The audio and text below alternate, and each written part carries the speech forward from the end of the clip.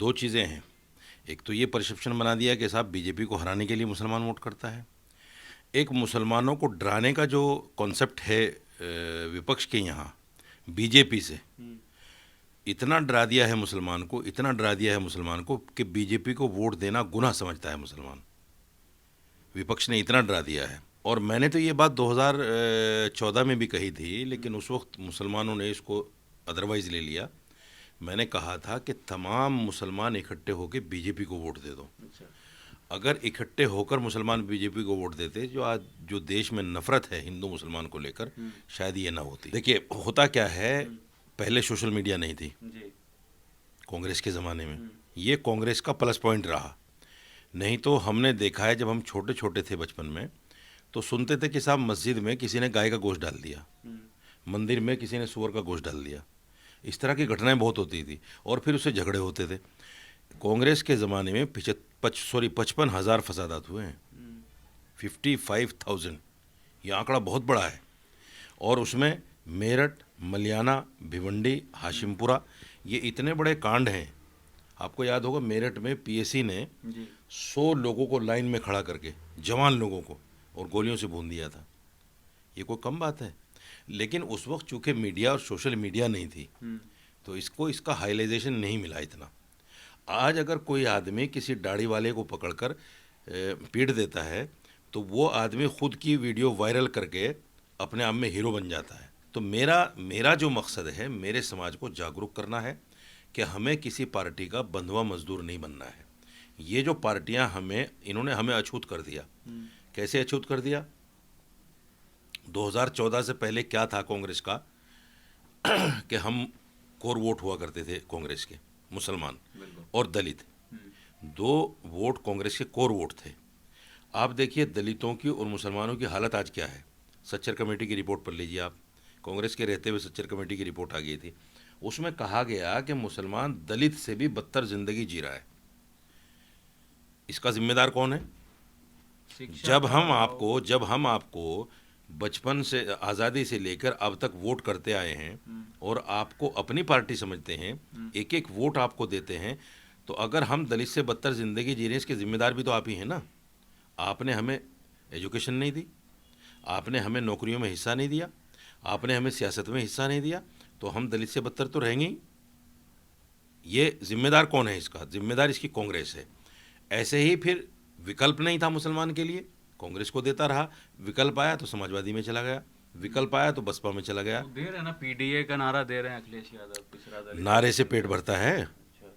नारे से कहीं पेट भरता है? अगर नारे से पेट भरता हो, लाओ मैं अखिलेश यादव को वोट नहीं दे रहा हूँ, नारे लगा रहा हूँ उसके, तो देखो कितना मुझे लाइक करेगा। मैं कहूँगा भाई वोट नहीं देना मुसलमानों इसको, लेकिन नारे लगाओ अखिलेश यादव के, तो उससे कोई उसका भला हो जाएगा? उसका भला होगा जब हम उसको वोट देंगे। तो हमारा भला भी जब होगा जब हमें सियासत में, नौकरियों में हिस्सेदारी मिलेगी। कि मुसलमान इस नारे को अपने ऊपर ले कि बटोगे तो कटोगे।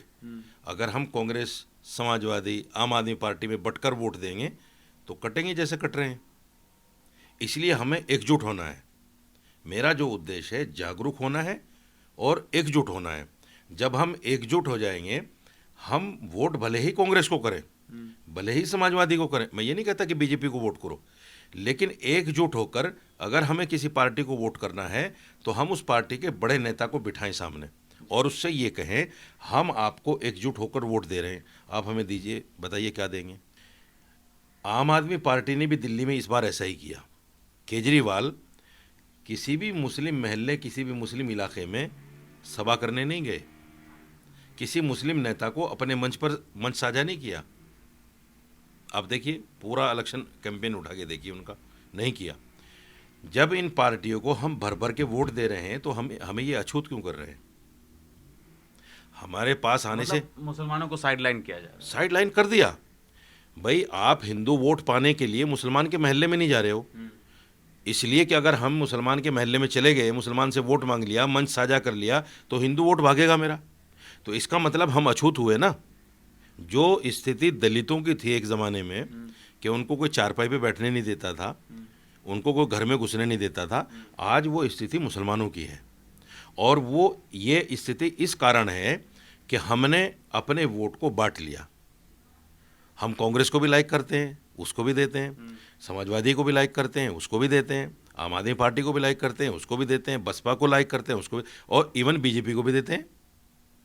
इस इलेक्शन में कम से कम 10 से 11% मुसलमानों ने वोट दिया है। वैसी कुछ नहीं है। ओवैसी देखिए 2 क्या सीटें ओवैसी साहब मुसलमान के रहनुमा बनने की कोशिश करते हैं?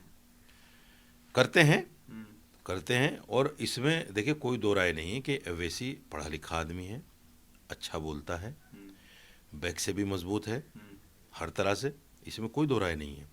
लेकिन सबसे बड़ा जो माइनस पॉइंट है उसका, वो उसकी पार्टी का नाम है। हिंदुस्तान में एक पार्टी हुआ करती थी आज़ादी के बाद, मुस्लिम लीग, आपने नाम सुना जिन्ना हो। की। जिन्ना की नहीं, जिन्ना वाली तो चली गई थी पाकिस्तान, ठीक है जी। उसी का एक हिस्सा अच्छा, बच गया जी, था। जी, हाँ। पहले जो मुत्तहिदा हिंदुस्तान था, यानी पाकिस्तान नहीं बना था, तो मुस्लिम लीग उस वक्त भी चलती थी, जी। रजिस्ट्रेशन हिंदुस्तान का था उसका। हम्म, लेकिन जब पार्टीशन हुआ, पार्टीशन के बाद जो उसके सारे लोग थे वो चले गए करीब पाकिस्तान, सब के सब।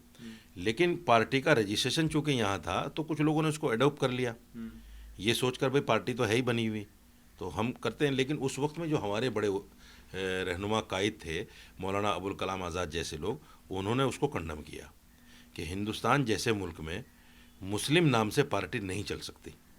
वो उस वक्त भी नहीं चल सकती थी, आज भी नहीं चल सकती। इसलिए नहीं चल सकती कि अगर सारा मुसलमान सुई के नाके में निकल जाए एक तरफा, वैसे को ही वोट दे दे, तो क्या सरकार बन जाएगी? पॉसिबल नहीं। पॉसिबल ही नहीं है। सरकार भी नहीं बनेगी, और जो नफरत है, जो दुश्मनी है, वो 10 गुना हो जाएगी। मुसलमान एक तरफ, हिंदू एक तरफ, ऐसा लगेगा हिंदुस्तान में एक पाकिस्तान है, एक हिंदुस्तान है। तो मुसलमानों ने कभी भी मुस्लिम लीग जैसी पार्टी को सपोर्ट नहीं किया। वो सिमटते सिमटते केरल में एक सीट पर चली गई।